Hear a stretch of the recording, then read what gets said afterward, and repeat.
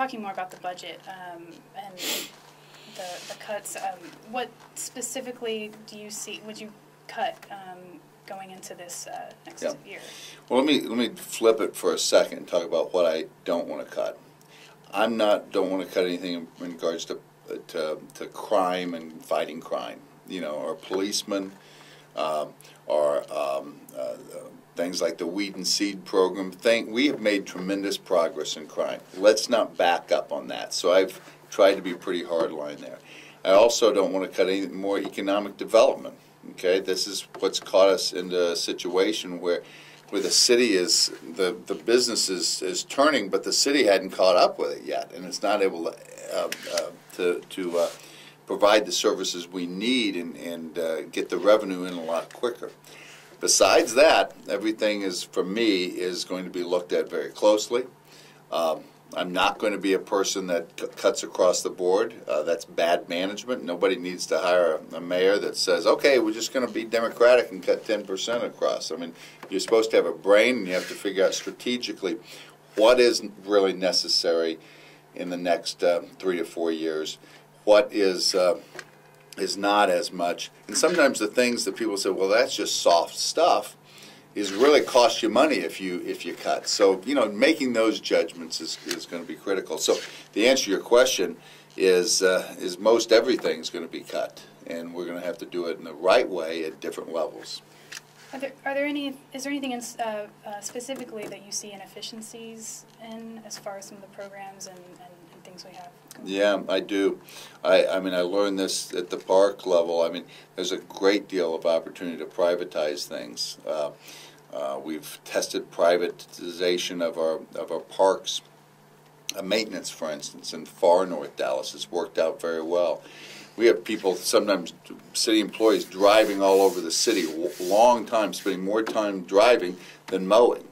And, you know, when you start to privatize those in smaller groups, that saves you money. And I think there's making sure that we're smart in purchasing, you know, being more technology friendly, you know, less paper. We've already done a lot of those things. So there's small things. I'm confident that the city manager and her assistant city managers will work through some of those small things. What they're going to need our help with is the strategic issues that we face. And so they've got to kind of show us those, what I call Sophie's choices that we're all going to make, that nobody wants to make, all right? You know, and we're going to have to say, well, look, that's going to hurt us long term if we cut that. We're going to have to help them there. I mean, you're elected mayor, you're one guy. The city manager's been down there for how many years now? Yep. I mean, and she, you know, by all accounts, appears to know what she's doing. She does. And I would assume if she knew there were inefficiencies, or she certainly would be looking for inefficiencies, she's apparently not found that many. Mm-hmm. How are you going to manage to find all this stuff? Well, I think one of the things that I've had experience in working with businesses is that you get so inside your business, you've never looked at it a different way. And I think this is true with Mary as well, and she's admitted it. I mean, I've asked her questions, and she said, no one's ever asked that question before. No one's ever asked that question in all our time. And it's not that she's a very bright lady, but I think having fresh set of eyes is important. Now, Mayor Leppert, I'm sorry, go ahead. Oh, no, I was just going to say, the second thing to me is let's define operational success. What does success look like? And I think for her, success is making the city council happy. I mean, you know, she wants to make sure the city council's happy. We're going to have to say it's not about the city council being happy. It's about the citizens being happy. And what does success look like there? And then have someone that, like myself, who has been through the re-engineering process, and understand where efficiencies are in these things. How many middle management do you need? How many frontline people do you need? Those experiences, and being inside city government for a long time, I know this probably surprises a lot of folks, but usually government is not the most innovative in kind of front moving forward with re-engineering, things like that. So I think we can help her through that, and I'm looking forward to partnering with her.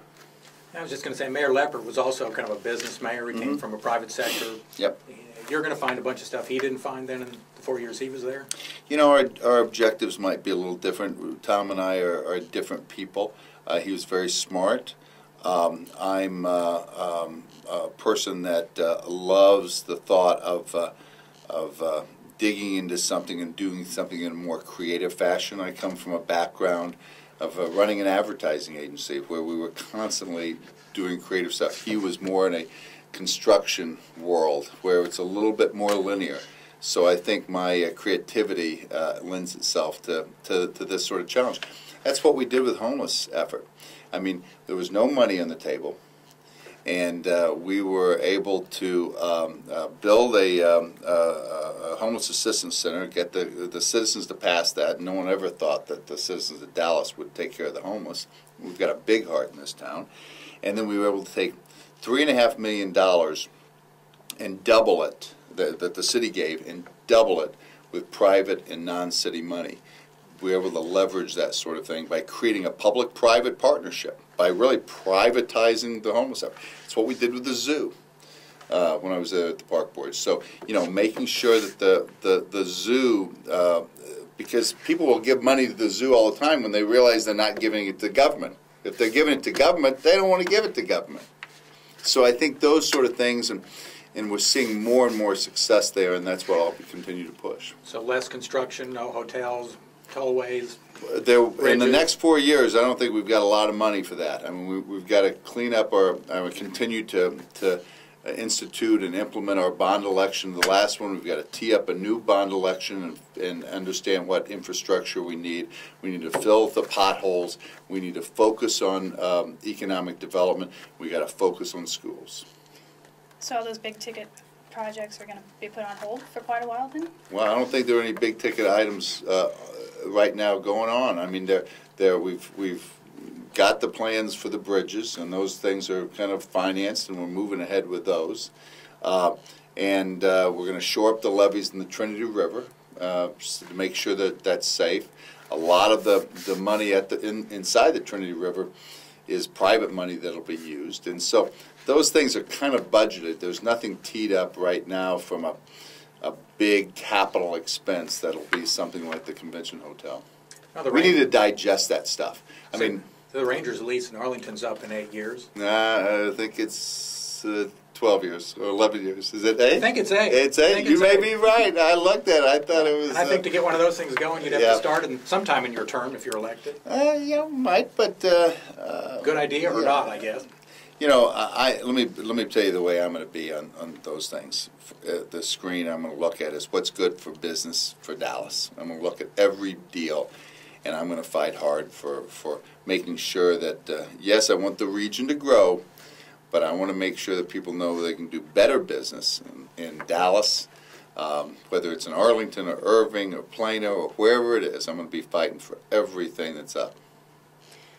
You talked a little bit earlier about the southern sector and growing that area. What are some of the untapped resources there that you can point out? Well, the biggest one is space. When I realized that you could fit the city of Atlanta inside the southern sector, I went, oh, this is it. This is our growth opportunity. Right now, it is 60%, nearly 60% of the land mass, and it's 15% of the tax base. So North Dallas is got all the burden of the tax base because we're not growing in our opportunity.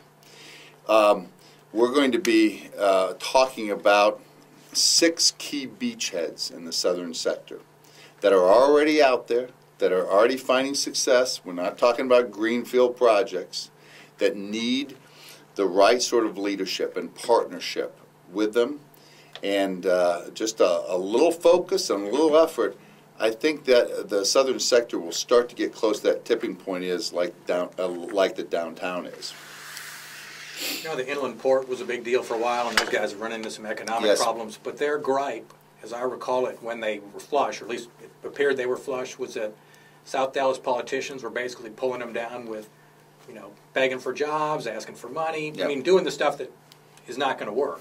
Yeah, there's a lot of conspiracy theory there. I mean, theory or fact? Well, I wasn't the reporter in that, but there's a lot of folks talking about folks all over the place. Well, you've worked with those guys. I mean, is that a problem there or not? I haven't worked with the landowners of. I was talking to the politicians. Oh, the politicians.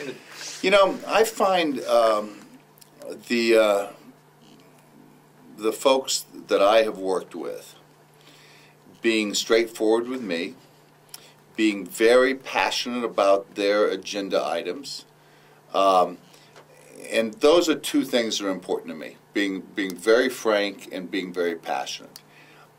They have not seen plans that have truly come to pass. There's been a lot of talk and not much action. I mean, even the inland port, the guy you were talking about he went bankrupt. Okay, he's in bankruptcy now, and so we need to get that land out of bankruptcy. So I appreciate their skepticism from time to time. And also, it shouldn't be the plantation mentality. We shouldn't be kind of looking and say, what can we do for that? This is not about us doing something for them. This is about us doing something for us, all together, because this is what's right for Dallas, and we've got to all be together as we deal with that issue. Are we going to have different political points of view? Yes, but as long as we get the issues on the table, air them in a positive way, and we'll power through it, I think. I was going to say Redbird Mall at one point, and I'm not even sure if the city still owns the old Sears building or whatever. Yeah. Do you know? It's called Southwest Mall, and that is one of the conundrums that we've got. It's an up and active mall. It was close to being shut down. I think we kept the power on, and I was over there the other day, and there are dozens and dozens of retailers providing the services they need. Is it the mall that we all think of as the state of the art? No. So we've got to work with the community. We've got to work with developers and say what's the right thing to do with that mall. But that mall, to me, is within some areas that are just hot and heavy, that are growing great. So that's a little bit of a tougher one. But what is happening in Bishop Arts down through Jefferson, what is happening when that bridge opens in West Dallas, what's happening with Pinnacle Park all the way down to through the DBU campus and Mountain Creek. I don't know if anybody's not been, any of your viewers not been to Mountain Creek in far southwest, is the most beautiful part of Dallas. It's fabulous. There's a place where 35 and 20 connect, far southwest Oak Cliff. It's vibrant with homes and great churches. And wherever I see a Walgreens come in, I know things are starting to happen. You see those things taking place. So there's little fires happening. Our job is going to fan them and kind of spread that tax base so everybody can kind of have the growth they want. Last question for me. I think it was about a year ago we did a story on what would a neighborhood do if the city gave them $100 million in revenue bonds. So if we took the money that was going to the Convention Center Hotel and we split it up into different neighborhoods and we built a small parking garage, revenue bond generated next to Bishop Arts, or we did it over in Henderson where there was activity but no parking. Mm-hmm. It didn't go anywhere because it was a theory and the money was already being spent on the Convention Center Hotel anyway. Is that the kind of thing that the city could be doing to spark some of the fires, or is that going I think too far? so. I think we need a little bit of that. There's no question about it. To me, I want to come back to what is the strongest thing that creates strong neighborhoods, and that's schools.